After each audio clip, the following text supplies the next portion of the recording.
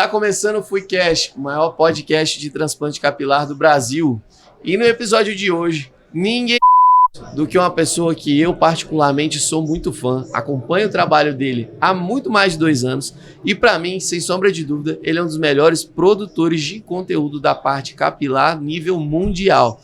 Temos a honra de receber aqui com a gente, talvez seja o nosso primeiro convidado internacional, segundo, doutor Saúde veio. Saúde do Peru. Perfeito. Dr. Gary Linkov, seja muito bem-vindo aqui. É uma honra ter você aqui com a gente. E conta um pouco para quem não te conhece, quem é você, qual que é o serviço que você já desenvolve há um tempo e qual que é o seu canal também do YouTube, que eu acho que o pessoal vai ficar muito curioso de saber. Thank you so much for having me, guys. It's a pleasure to be here with you. First time in Brazil, so it's an honor. Yeah, and I've really I've enjoyed getting to know the WFI people and the family, and it's wonderful. So I plan on coming every year now. So yeah, my background is head and neck surgery, ear, nose, and throat, and then I did a fellowship in facial plastic surgery and reconstructive surgery. So I was doing trauma and cancer reconstruction, all that kind of stuff. But then during fellowship, I took Jeffrey Epstein's course in Miami on hair restoration, just for a long weekend. But I didn't know too much about hair before that. So that was in 2017. 2017? Yeah. I was not too exposed to it before. In my training, we had some questions on the exams, but there were no doctors performing the surgery. I never really sought it out. I always had a full head of hair. I never experienced hair loss at that time.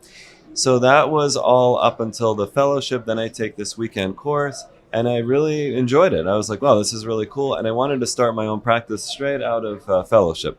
So I was at WashU in Washington University Medical Center out in St. Louis in the United States. And then I was always going to go back to New York City where my family is to start my own practice.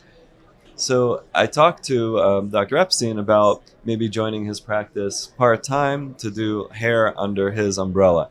So that's how it all began. So then after fellowship, I spent time living out there with his family, going to work with him every day, learning the craft even more. And then at that time, he was also coming to New York for hair surgery. He was doing it every month. He would bring his whole team for a weekend at a time. And they would do hair cases. So I would drop everything I was doing and work with him. And he was doing a lot of surgical hairline advancements in addition to all other types of hair transplants.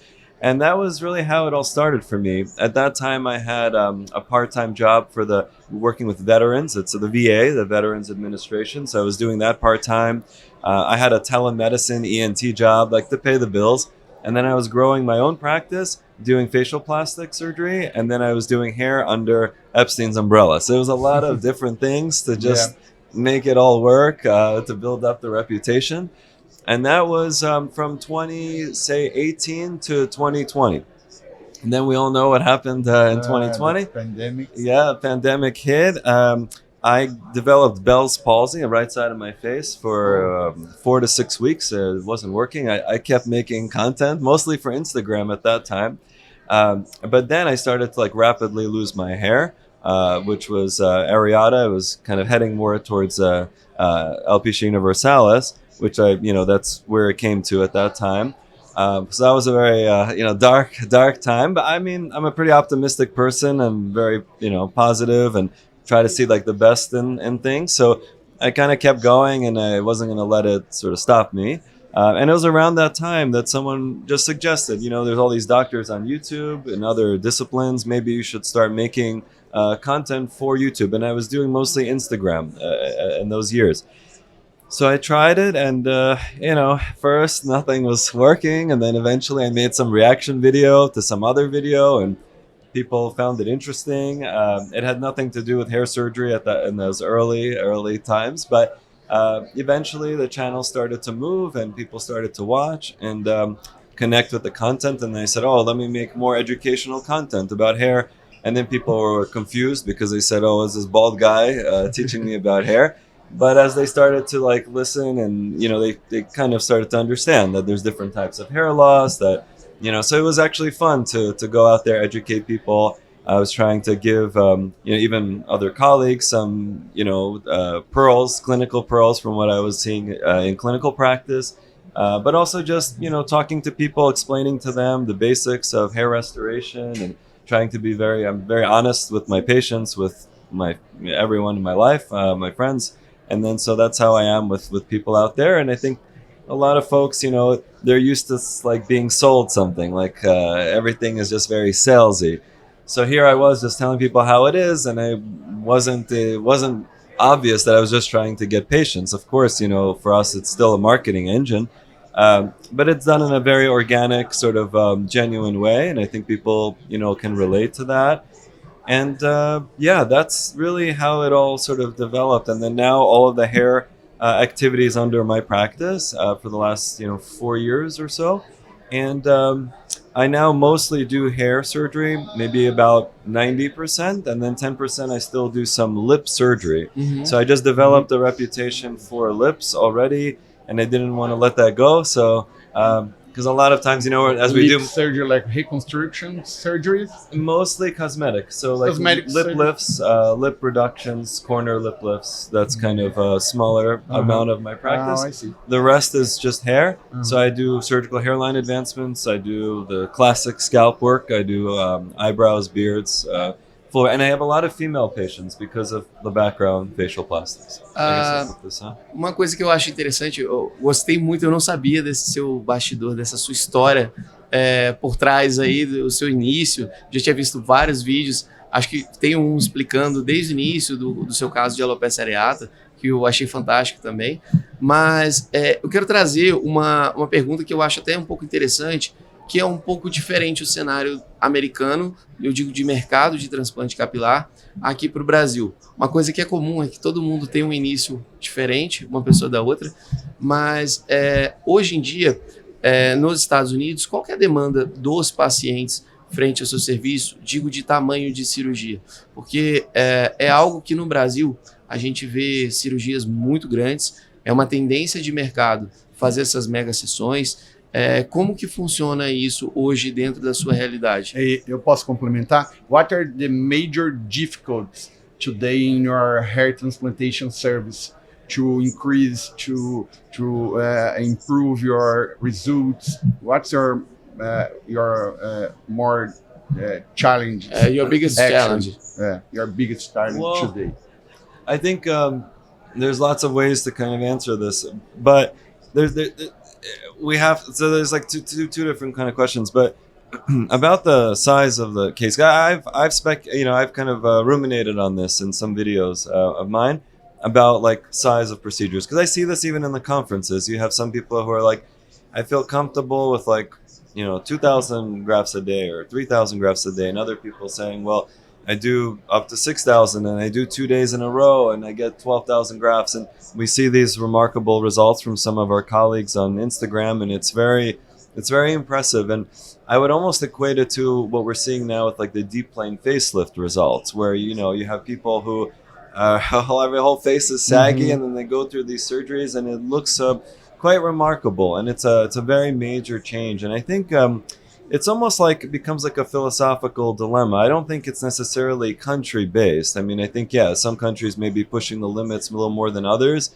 There's some truth to that. But I think for each one of us, it's like a philosophical thing of, we know there's limited donor supply. Yes. We know that you can never fully guarantee anything in surgery in general.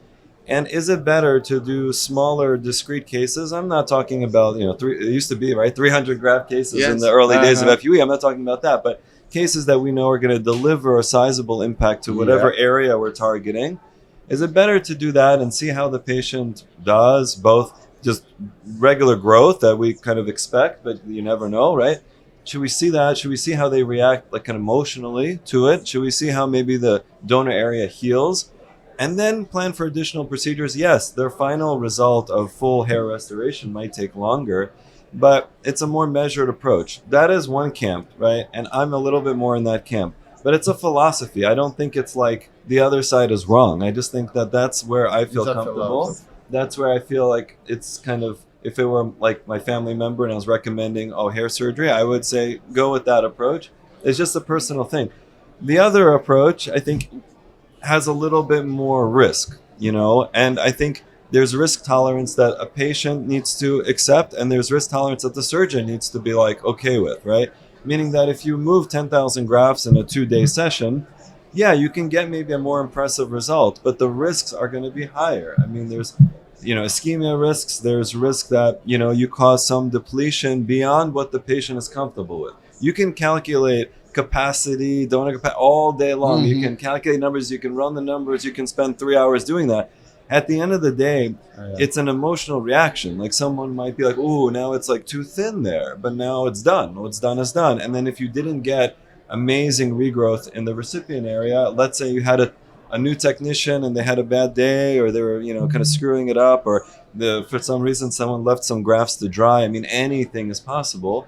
But now you don't have like a plan B. There's no great recourse. So to me, that's like a much riskier. Plus, some patients, they don't want a massive transformation like overnight, because then it almost looks like they have a wig now, even though it's actual hair. But they come in and it's a massive change. Many of my patients, especially in New York City, they want like to look like themselves, and they actually prefer incremental improvements. So I think there's other ways to take this conversation, like into the finances and marketing, and are people competing, and there's all of that. But I think all of that aside, if we're just saying, look, forget about the money, forget about marketing, let's just assume that there's enough for everyone, and we're all making good money. It's just really what you think is right for the patient. And I think it's fair to say that, why do this over 5 years? Why not just do it in 2 days? I get that, and I think that's fair. But for me, like my goal, my practice now is not just to bump up grafts indefinitely. If we have unlimited supply one day with cloning, wonderful. That would be a different story. But knowing people have limited supplies, I work with slightly, not small number. My bigger cases are also around 3,000 or so, but I do it in one day. I don't do back-to-back days, and I say, let's wait and see. If at 6 months you they're do already another session at least in 1 year. Yeah, if sometimes a little sooner. Sometimes a little sooner. But I want to see at least some sizable growth, at least 6 months. Growth. At least 6 months. Yeah, not so much. I don't. The donor area heals much quicker, but at the recipient area, I want to make sure the patient is comfortable with what they're seeing before we plan. Because listen, some people are a little crazy, and now you spent 10,000 grafts. The amount of money I would have to charge someone is going to be cost prohibitive for most people in New York City to move that many grafts. And then if I do, and let's say they're unhappy, let's say the result looks beautiful, but anyone can be unhappy. And you have great results with 3,000 grafts. Exactly. Yeah. So that's my preference. But great I'm not. Results. Yeah, but I'm not one to say like that is the best way. That's the only way to do it. No, I don't believe that. But I think there is definitely more risk, even in the best of hands, for these giga sessions. And as more people are like starting in the field and they feel like they need to compete with those people at the top who are doing incredible work at those numbers, that adds a lot more risk and just danger into the whole industry. Those are like some of my main thoughts. Perfect. Perfeito. Acho que ficou claro para nós que essa é mais questão filosófica. A gente chama aqui que é uma questão de escola. A sua escola, ela é pautada, é orientada a pensar dessa forma, e a gente respeita, e eu até advogo, né, a favor desse pensamento que você traz aqui para nós. Mas o ponto que você falou sobre quando você começou o canal do YouTube e você queria agregar mais informações, não só sobre você, mas também sobre os seus pacientes, suas cirurgias, os casos de transplante capilar, mas que não havia uma pretensão naquele momento e que pelo menos não tinha a intenção de que ficasse notório, visível, que você queria captar pacientes, embora você quisesse. Bem, o seu canal cresceu muito, né, é reconhecido mundialmente, e hoje, como funciona essa captação de pacientes a partir do canal? Ela é real, ou seja, o seu canal do YouTube também tem esse viés, também tem esse cenário de conseguir captar pacientes, nutrir sua clínica com mais clientes? Yeah, it's like an organic engine for sure for lead generation, no doubt. And I didn't intend it to be that way. It wasn't like it was just someone saying like, oh, there's doctors on there, and I said, okay, let me try.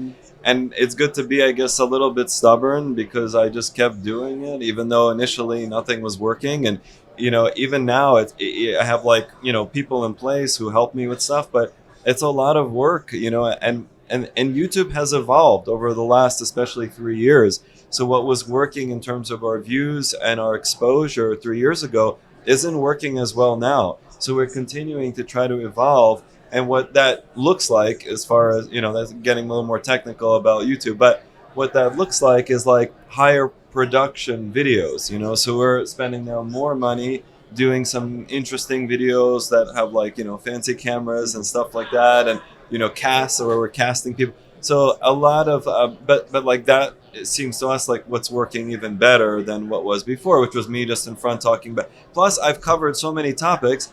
Like, what am I gonna like? The field doesn't evolve fast enough for me to have so much more content. So if I just keep making the same videos over, and plus more people have entered into the space, so now they're also making the same type of content, and it's just oversaturated, and that's across the board, with social media in general. But yeah, to go back to your question, it's definitely like a lead gen for me. Maybe about half of my patients nowadays come through YouTube, and they come from all over because it's a global kind of platform. The other half find us mostly through organic organic SEO. So I have 2 clinical websites, and so organic that way.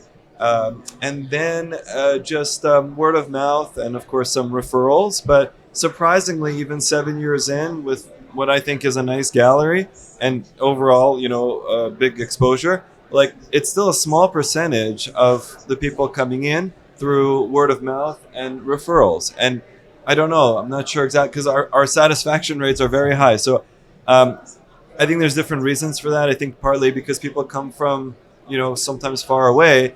It's not like all of their friends are going to be like, oh yeah, I'm going to go to New York City now, and our price points are, kind of high. And if they're looking at just graph numbers, they might say, oh, well, this place can give me the same number of graphs for like a fraction of the cost.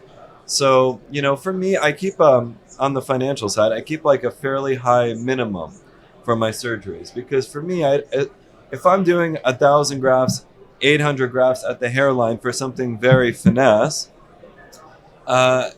there is no reason why they should be paying me less than someone who's doing 3,000 grafts to a broad area. In my mind, the artistry of the 800 grafts is sometimes more challenging to make it work with the rest of their hair than when someone's already fairly bald. So Gary, by the way, it's a great channel, YouTube channel, and I have a question. In your opinion, Okay. what's the future of the hair transplantation? The future. I am interested in improving the punches that we have, the system, the whole system. I've been talking to one place about a prototype for something a little bit different. What device you use today? The WA, the Wow. Devroy's WA. Yeah, James Devroy. Devroy, from Belgium. Mm-hmm. We've tried the Travellini, we liked it, but it was a little cumbersome with the suction and all this stuff, and we just felt like the WA delivers wonderful results, and that's the only system. We use the wireless mostly now, and we have a few of them in the office, and that's the only system we use. I think, look, there's lots of different systems, but they're all basically like similar. You have the cylindrical thing, and Yes. and it's fine. But I think if, like, I don't know, I think one area to evolve is a slightly improved way of reducing scarring and still getting healthy grafts. So I'm working in the very, very early stages of something like that. But God knows how long it will take us. In the US, it's a lot of approvals. If you want something new, like it takes forever. FDA. I'm in a very early prototype phase, very, very early. But that, I think there's room for improvement with that, I think. And then robotics, I think, will eventually also really help, because it's such a manual procedure that takes all day. To me, the artist system is not doesn't it. work. It's not it. Yeah. So, and I think the robotics is kind of going to be like, original computers were the full room like this. Now it's on the phone. Yeah. So like something like that, I think eventual robotics for hair will be something small that you can navigate, that's kind of going in there and doing things under your control, but small, not so big. So it's our dream. Yeah. Yeah. So I think that is on the technological side, the future.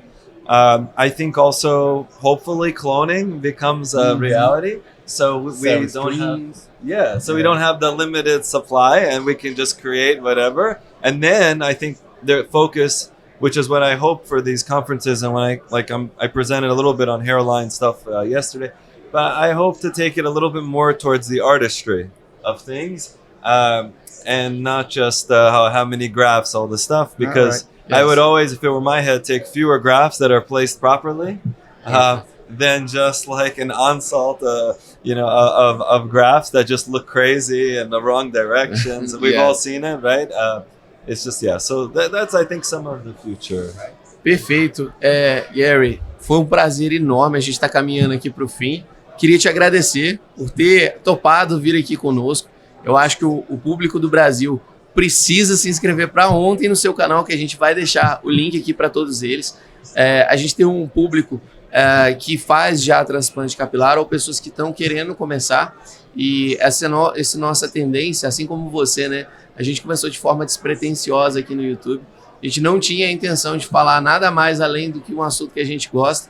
E em inglês é muito comum a gente achar conteúdos sobre transplante capilar. E no Brasil não tinha nenhum fórum de discussão, igual a gente criou e deu esse movimento todo. E hoje a gente está aqui, tendo a oportunidade de estar com você, essa pessoa incrível, trazendo tanto conhecimento aqui pra gente. Mais uma vez, obrigado por tudo. Foi uma honra pra gente estar aqui com você, viu? Thank you very much Muito for obrigado, having me, guys. It's It's really a my pleasure. Yes. Thank you so much. you. Para o pessoal de casa, não deixe de se inscrever aqui no nosso canal, no @FUE.cast, tá? No YouTube e também no Instagram. O meu pessoal é @DR Maurício Reis. O meu Instagram é @dr.helioacioli, Gary. Instagram. To this camera. Yes, it's at Dr. like Dr. Gary NYC, because I live in New York City. Very good. E o meu é dr.paulo_miorali. Pessoal, obrigado por tudo. Até a próxima e fiquem com Deus aí. Obrigado. Valeu, Gary.